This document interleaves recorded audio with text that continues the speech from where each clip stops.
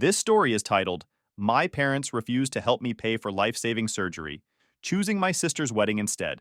Now they're begging me to save them from losing everything. Hey everyone, before we jump into today's video, I need your help.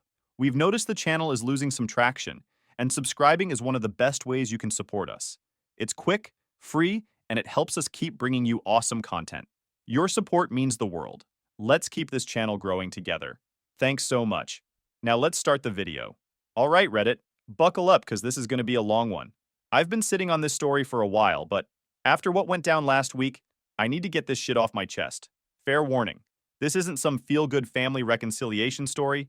This is about karma finally catching up to people who deserve it. So I 33 male, and I've spent the last 17 years of my life working construction. Started from the absolute bottom. We're talking pushing wheelbarrows full of concrete in 95-degree heat, hauling lumber up 3 flights of stairs kind of bottom. Now I run my own crews as a site supervisor, but we'll get to that part later. First, you need to understand where I came from, because that's what makes all this so fucked up. Growing up in our house was like living in some twisted parallel universe, where I was basically a ghost, while my younger sister Emma was treated like she'd discovered the cure for cancer every time she learned a new dance move. I'm not even exaggerating here. Our house looked like some kind of Emma shrine. Every wall, every shelf, every flat surface had some trophy, certificate, or photo of her achievements. Ballet recitals, piano competitions, spelling bee participation awards, you name it. It was displayed like a precious artifact in a museum. Me? I had exactly one photo in the house. One. It was from my high school graduation, tucked away in some dusty album that probably hasn't seen daylight since Obama's first term. And it's not like I was some deadbeat kid. I lettered in football and wrestling, maintained a solid B+ average while working part-time, never got in trouble with the law. But in my parents' eyes, that was just expected. No praise, no celebration, just a nod, and maybe a good job if they were feeling particularly generous that day. I started hitting the weights hard in sophomore year, partly cause of football, but mostly cause I needed somewhere to put all that anger. The gym became my sanctuary. While Emma was getting private piano lessons and dance tutorials, I was in our garage with a rusty bench press and some secondhand dumbbells I bought with my own money from mowing lawns. My old man never once spotted me, never showed any interest in what I was doing. He was too busy videotaping Emma's dance performances or whatever. You know what really gets me? I can count on one hand the number of times my parents showed up to my wrestling matches. 3. Out of 4 years of varsity competition, they always had some excuse. Emma had a recital, Emma had a competition, Emma needed help with her homework. I won the state championship in my weight class senior year. Neither of them was there. Why? Emma had an audition for some summer dance program she ended up quitting after 2 weeks anyway. By the time I hit 16, I was already working construction during summer breaks. Not because I had to, we weren't poor or anything. My old man had some cushy office job in management, and mom worked part-time as a real estate agent. Nah, I worked because I wanted to be anywhere but home. The guys on the site became more of a family to me than my actual family. They taught me everything. How to read blueprints, how to operate machinery, how to tell when someone's trying to cut corners that could get people killed. Most importantly, they taught me what it means to have someone's back. I moved out the day after high school graduation, got a full-time position with the construction company I'd been working summers for, rented a tiny studio apartment that barely fit a bed and a mini fridge. My parents barely noticed. They were too busy planning Emma's sweet 16 party, which, by the way, cost more than my first year's rent. The next few years, I busted my ass learning everything I could about construction. Started as a laborer, moved up to carpenter's assistant, then carpenter, then lead carpenter. By 25, I was running my own crew. The guys respected me because they knew I'd done every job I was asking them to do. I wasn't some college boy with a clipboard telling them how to work. I was right there in the trenches with them, getting just as dirty, lifting just as heavy. Meanwhile, Emma went off to some expensive private college. Guess who paid for that? Changed her major 3 times, and finally settled on communications or marketing or some other bullshit degree. Every time she came home, it was like the second coming of Christ. Mom would cook these elaborate meals. Dad would clear his schedule to spend quality time with her. Me? I got a text on my birthday if they remembered. But you know what? All that shit made me stronger. Every ignored achievement, every missed match, every time they chose her over me, it all just fueled the fire. I turned that anger into gains at the gym, into focus at work, into drive to succeed despite them.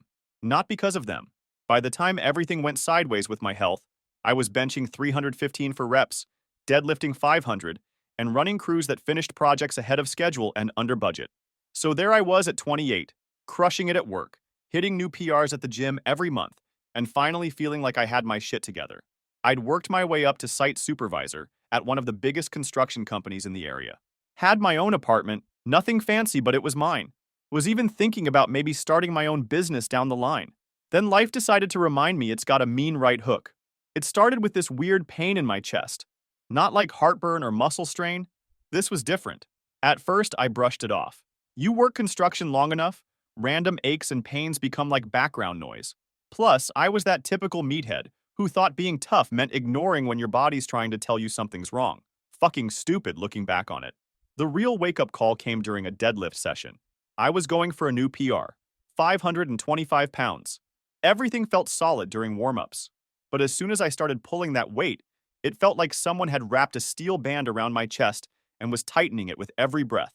Had to bail on the lift. Me, the guy who once finished a wrestling match with a dislocated shoulder, had to drop the bar and sit down because I couldn't fucking breathe. My buddy Mark from the crew, same guy who taught me everything I know about concrete work, practically dragged my stubborn ass to the ER. Thought it was just going to be some pulled muscle or maybe a pinched nerve. Nope. After what felt like a million tests and scans, Doc comes in with that look on his face. You know the one, where they're trying to stay professional, but you can tell they're about to drop a bomb on you. Turns out I had this tumor pressing against my lung. Not the kind they can just cut out and be done with it either. We're talking major surgery, followed by treatments that sounded like they came straight out of a sci-fi movie. The kind of shit that makes you realize all those hours in the gym, all that protein powder and creatine, don't mean jack when your own body decides to turn against you. But here's the real kicker. The cost. Remember how I mentioned I was doing well at work? Yeah, well, construction companies aren't exactly known for their amazing benefits packages. No health insurance. And being the young, invincible dumbass I was, I hadn't bothered getting private coverage. Why waste money on insurance when I could spend it on supplements and new lifting gear, right? God, I was so fucking stupid. The numbers the hospital threw at me might as well have been in Monopoly money. Surgery alone was going to cost more than I made in 2 years. Then add in all the treatments, medications with names I couldn't even pronounce, follow-up care. We're talking enough money to buy a house in some states. And they wanted it up front, or at least proof I could pay. Welcome to American healthcare, right? I tried everything I could think of first. Called every insurance company, but pre-existing conditions were still a bitch back then. Looked into medical trials, but none were accepting new patients. Even checked out those medical tourism websites about getting treatment in Mexico or India, but the doctor shot that down real quick. Said I needed to start treatment like yesterday. My crew, man. Those guys were amazing. Mark started a GoFundMe right away. The other guys were offering to donate vacation days, sick leave, whatever they could. Even the old-timer who'd been busting my balls since day one about being too pretty for construction, because I actually wore sunscreen, fuck skin cancer, came by with an envelope full of cash he'd been saving for a new Harley. But it wasn't enough. Not even close. The numbers were just too big. We're talking 6 figures here.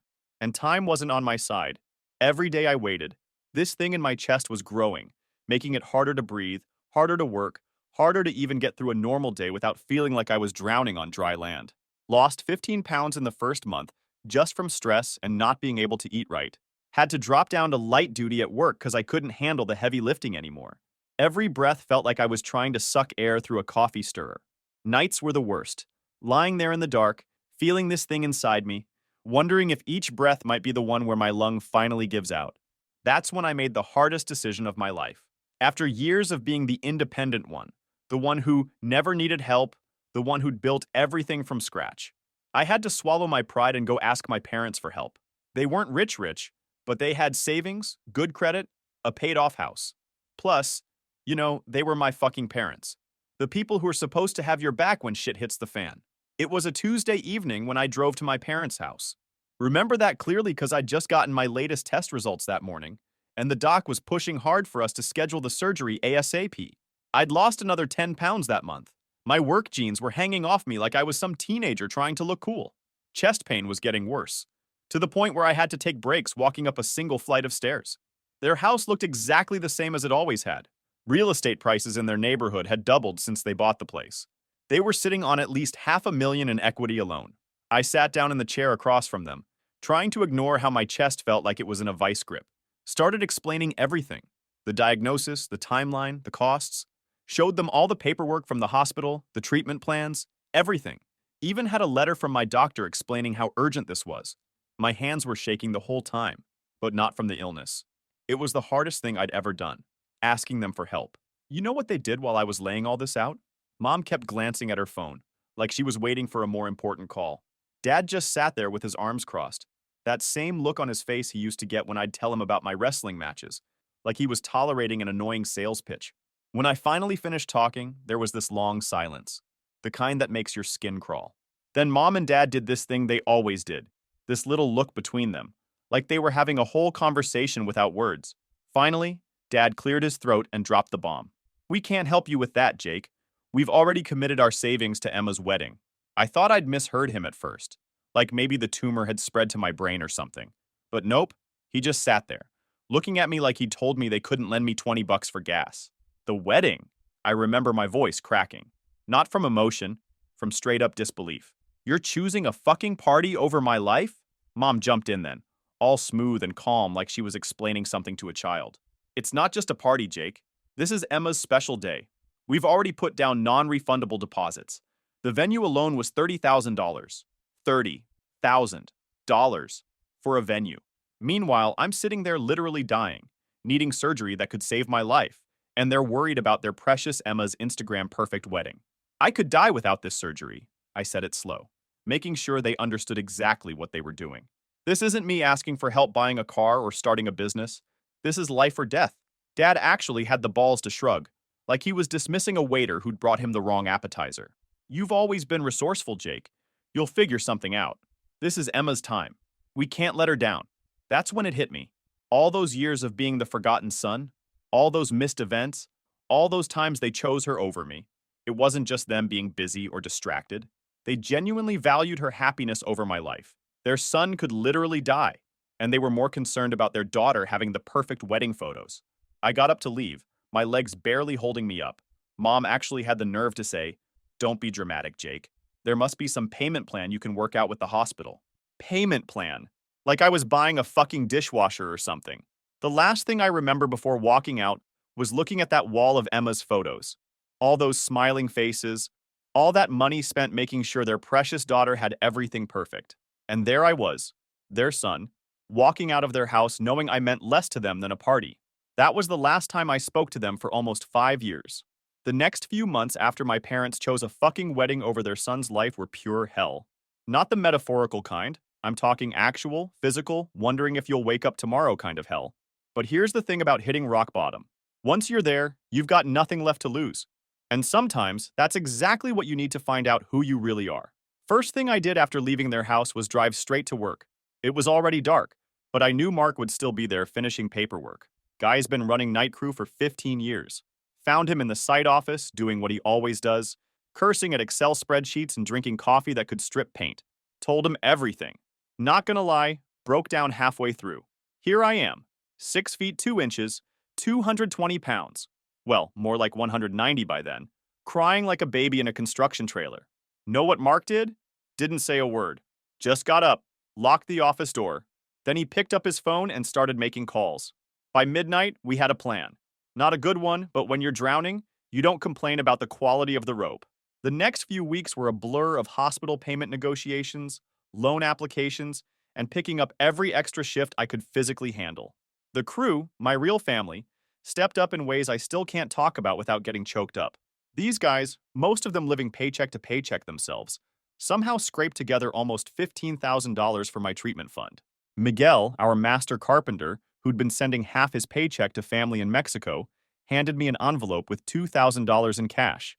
Said his kids could wait another year for their PlayStation. Big Pete, who everyone thought was just a stereotypical muscle-head concrete specialist, turned out to be a whiz at organizing fundraisers. Man got the local gym to host a bench press competition, convinced local businesses to donate prizes, raised another $8,000 in one weekend. But it still wasn't enough. Not even close.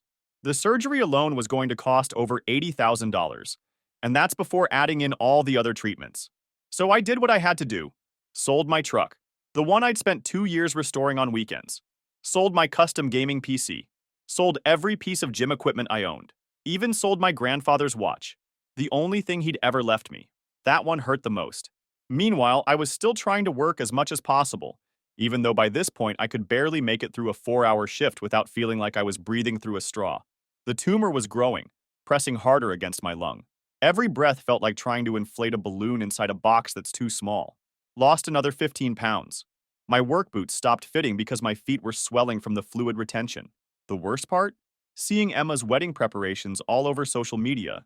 My parents were posting constant updates about venue tastings, flower arrangements, dress fittings. Each post was like a knife in the gut. The flower budget alone could have covered one of my chemotherapy sessions. The designer dress they bought her probably cost enough to pay for my first round of treatment. Then came the wedding invitations. Well, not to me, obviously. I heard about them from a cousin who still talked to me. Apparently, they were these elaborate things with gold foil and custom calligraphy. Cost like $15 per piece. They ordered 200 of them. Do the math on that one. $3 grand on fucking paper that most people would throw away, while their son was working security shifts at a warehouse between his regular job, barely able to breathe. But here's where the story takes a turn you might not expect. Remember that GoFundMe that Mark started? It caught the attention of one of our suppliers, big commercial construction materials company. Their CEO had lost his brother to the same type of cancer I had. Guy calls me personally one morning, says he wants to help. Next thing I know, they're offering to cover 40% of my medical costs through their corporate charitable foundation. That was the break I needed. Between that, the loans I'd taken out, everything I'd sold, and what the crew had raised, I finally had enough to schedule the surgery. Had to drain my 401k, max out 3 credit cards, and sign up for a payment plan that'd take years to pay off. But I was going to live. The surgery was scheduled for 3 days before Emma's wedding. Not that they knew or cared. They were too busy with final dress fittings and rehearsal dinners. I went into that operating room alone. Well, not really alone. Mark took the day off to drive me there. Miguel's wife made me a care package of homemade tamales for after the surgery. Big Pete organized the crew to cover all my shifts for the next month. You want to know true family? It's not the people who share your DNA. It's the guys who work overtime so you can make rent while you're recovering. It's the rough-handed carpenter who sits in a hospital waiting room for 12 hours straight just so you don't wake up alone. It's the crew that passes around a hard hat collecting dollars and quarters because every bit helps. I made it through the surgery. Spent 2 weeks in the hospital, another month recovering at home. The crew took turns checking on me, bringing food, helping with basic stuff I couldn't do while I was healing. Not once did my phone ring with a call from my parents or Emma. They were probably too busy posting wedding photos on Instagram. Recovery was a bitch. Anyone who's been through major surgery knows what I'm talking about. That feeling where even breathing feels like you're learning a new skill. But here's the thing about hitting bottom. Once you start climbing back up, you realize just how strong you really are. And man, did I climb. The first few months were rough. Lost most of my muscle mass, couldn't lift more than a gallon of milk without feeling like my chest was going to explode. But you know what? Every morning I woke up breathing was a middle finger to the people who'd left me for dead. Started small, walking to the mailbox, then around the block, then actual cardio. Rebuilt myself one painful step at a time. Mark and the crew kept me on light duty, mostly supervising and doing paperwork. Wasn't much, but it kept me in the game. Started learning the business side of construction. Contracts, bidding, project management. Turns out when you can't lift heavy shit anymore, your brain starts working overtime. Who knew? About a year after the surgery, I got an unexpected call from that CEO who'd helped with my medical bills. Guy wanted to meet for coffee. Figured he was just checking up on his investment, making sure I hadn't died or whatever. Nope. Turns out he'd been watching how I handled everything. The recovery, the work, the crew management. Offered me a position as a project manager for their commercial division. Better pay, full benefits, fucking finally. And most importantly, a chance to learn how the big boys play. Took that opportunity and ran with it like I was being chased. Spent the next few years absorbing everything I could about commercial construction. Nights, weekends, didn't matter. While Emma was posting about her perfect suburban life and my parents were bragging about their country club membership, I was building something real. Started small at first, took some of the smaller projects nobody else wanted. You know, the ones where the margins are tight and you gotta get creative. Learned every trick in the book about maximizing efficiency without cutting corners. My crews loved me because I'd actually been in their boots. Known what it's like to bust your ass in 100-degree heat for minimum wage. By year 3, I was handling multi-million-dollar projects. Remember that tumor that nearly killed me? Used that experience to specialize in medical facility construction. Turns out hospitals love working with someone who understands their world from both sides. Started making connections, building relationships, the kind of networking you can't fake because it comes from shared experience. Then I got the project that changed everything, a $50 million medical center renovation. Biggest job I'd ever managed. Spent 6 months planning it down to the smallest detail. The project was a massive success. Came in under budget and ahead of schedule. Got written up in some industry magazines, won a few awards. Suddenly, I wasn't just some construction guy anymore. I was an innovative voice in medical facility design, or some shit like that. Started getting calls from other healthcare systems wanting to work with us. Meanwhile, life at home got better too. Met Sarah at a supplier conference. She runs a commercial electrical contracting company. First woman I'd ever met who could talk about load-bearing calculations and still make me laugh so hard my chest hurt. In a good way this time. Got married last year. Small ceremony, just close friends and my real family, the crew. Everything was going great. Then about 6 months ago, I started hearing rumors through the industry grapevine. Remember that fancy country club my parents were so proud of belonging to? Turns out Dad had gotten involved in some real estate investment scheme with some other members. You know the type. Promise huge returns, minimal risk, all that bullshit. Only this time, it wasn't just their membership dues they'd invested. They'd mortgaged their house, cashed out their retirement accounts, the whole 9 yards. First sign something was wrong came when they suddenly started selling off their toys. Dad's precious golf club membership, gone. Mom's brand new luxury SUV, traded in for a used Honda. Their regular spots at all the charity galas and social events, mysteriously empty. But the real shit didn't hit the fan until last month. Got a call from a number I didn't recognize. Almost didn't answer it. Was in the middle of reviewing bids for a new project. Wish I'd let it go to voicemail. It was my mother's voice, sounding small and desperate in a way I'd never heard before. Jake, we need to talk. It's important. That phone call from my mother? Turns out their small financial trouble was more like the Titanic after meeting that iceberg. The investment scheme Dad got involved with wasn't just bad. It was catastrophically, criminally bad. Like FBI investigating the whole thing bad. They'd sunk everything they had into it. Their retirement savings, their home equity, even took out additional loans using their house as collateral. All gone. But here's where it gets interesting. Their first move wasn't to call their precious Emma, their golden child, their perfect daughter, the one they'd chosen over my literal survival. Nope, they called me, the forgotten son, the one they'd left to rot when he needed them most. Because Emma? She'd already turned them down. Hard. See, about a week before they called me, they'd shown up at Emma's McMansion in her fancy gated community.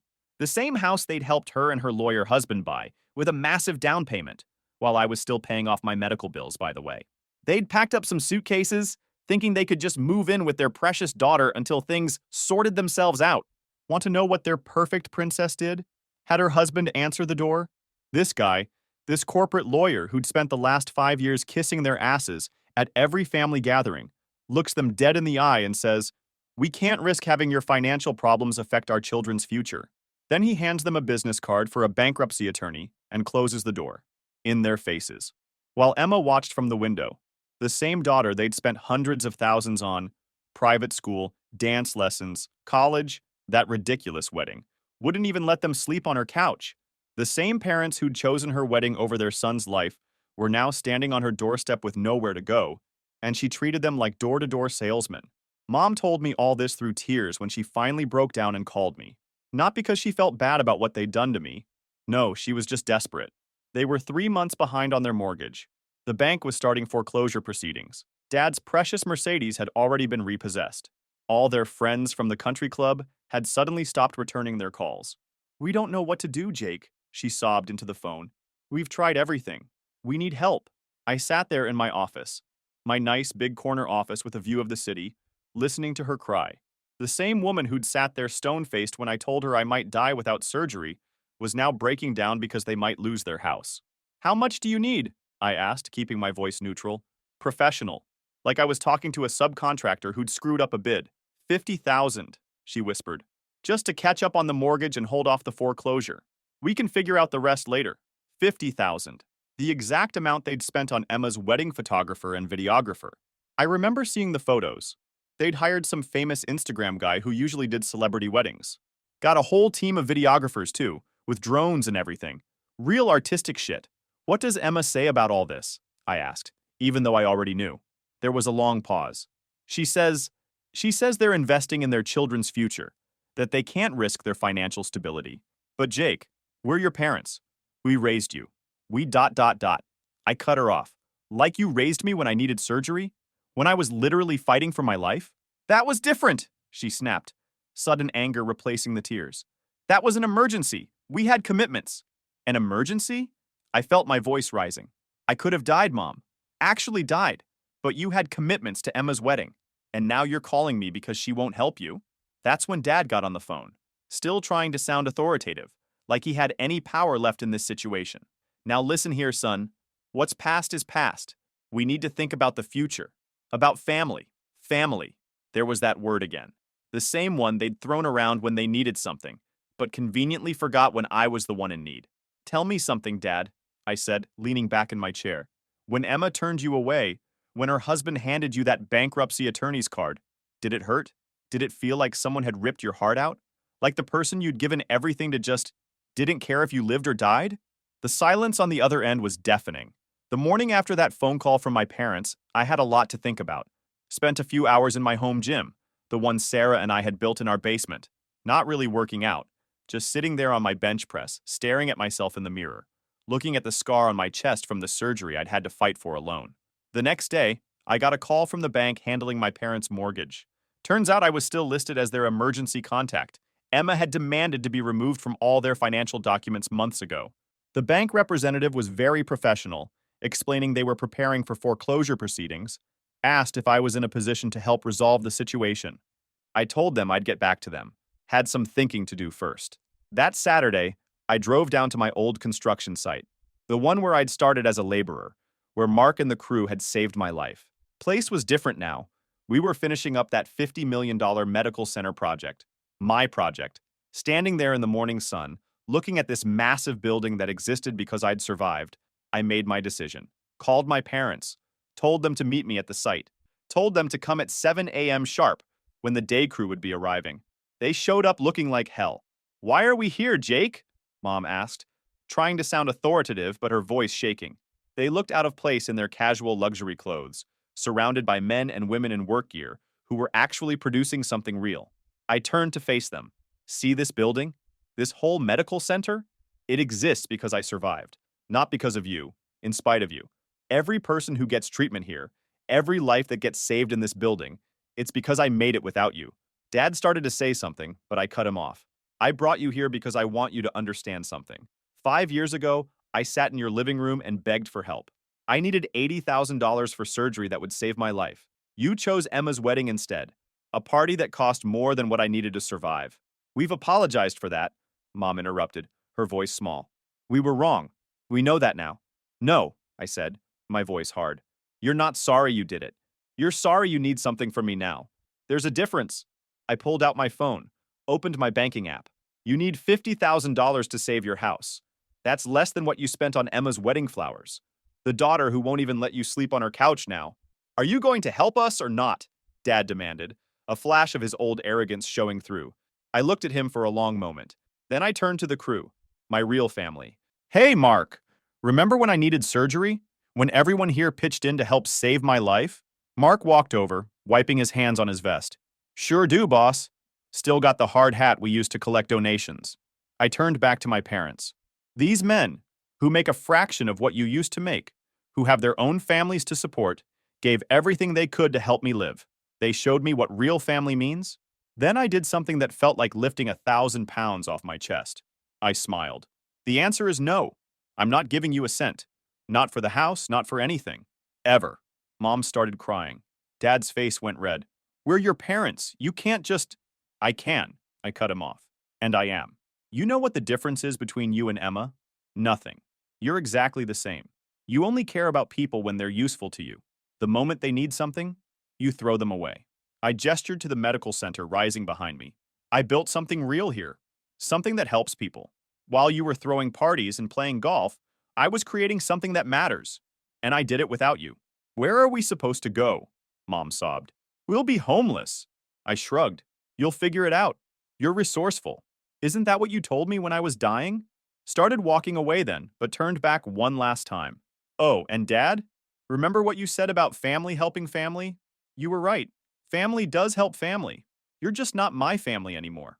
Left them standing there in the dust of my construction site, surrounded by the men and women who'd shown me what real family means. Went up to my office and watched through the window as they got in their beat-up Honda and drove away. That was 2 months ago. They lost the house last week. Emma's still not taking their calls. Last I heard, they're living in some extended stay motel, trying to figure out what to do next. Their country club friends have all disappeared. Their golden child wants nothing to do with them. And me? I just signed a contract for another medical center project, bigger than the last one. The crew's still with me. Every single one of them. Sarah's pregnant with our first kid. Life's good. Sometimes karma takes her time, but when she finally shows up, she makes sure to finish the job right. Edit. Holy shit, this blew up. Thanks for all the awards and support. And for those asking, no, I don't regret my decision. Some bridges need to stay burned.